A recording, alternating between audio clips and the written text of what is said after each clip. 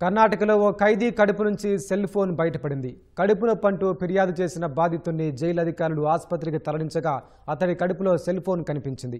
వైద్యులు శస్త్రచికిత్స చేసి సెల్ ఫోన్ బయటకు తీశారు. భారత న్యాయ సంహితలోని పలు సెక్షన్ల ప్రకారం ఖైదీపై పోలీసులు కేసు నమోదు చేశారు.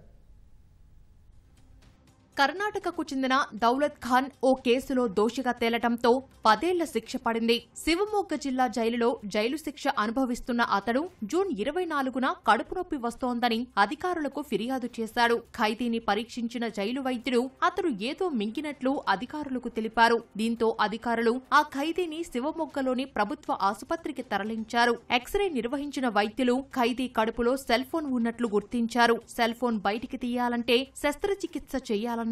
ఏదో అనుకుంటే మరేదో అయిందనుకున్న ఖైదీ దౌలత్ ఖాన్ చేసేది లేక శస్త్రచికిత్సకు అంగీకరించాడు. శస్త్రచికిత్స చేసి ఖైదీ కడుపు నుంచి సెల్ ఫోన్ బయటికి తీసిన వైద్యులు ఈ నెల 8న జైలు అధికారులకు సీల్డ్ కవర్లో దాన్ని అప్పగించారు. సిబ్బంది సహకారంతో జైల్లో సెల్ ఫోన్ వాడిన ఖైదీ అధికారుల సోదాల సమయంలో ఆ విషయం బయటపడకుండా మింగినట్లు తెలుస్తోంది.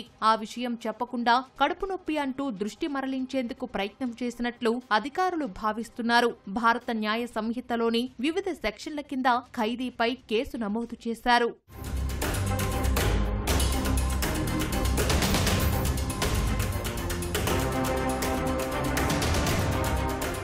సెల్ ఫోన్ను స్వాధీనం చేసుకున్న అధికారులు ఈ ఘటనపై విచారణకు ఆదేశించారు. నిషేధిత వస్తువుల జాబితాలో ఉన్న సెల్ ఫోన్ కట్టుదిట్టమైన భద్రత ఉండే జైల్లోకి ఎలా వచ్చిందనే అంశాన్ని తేల్చనున్నట్లు చెప్పారు. జైలు సిబ్బందే ఖైదీకి సహకరించారనే ఆరోపణలు ఉన్నాయి.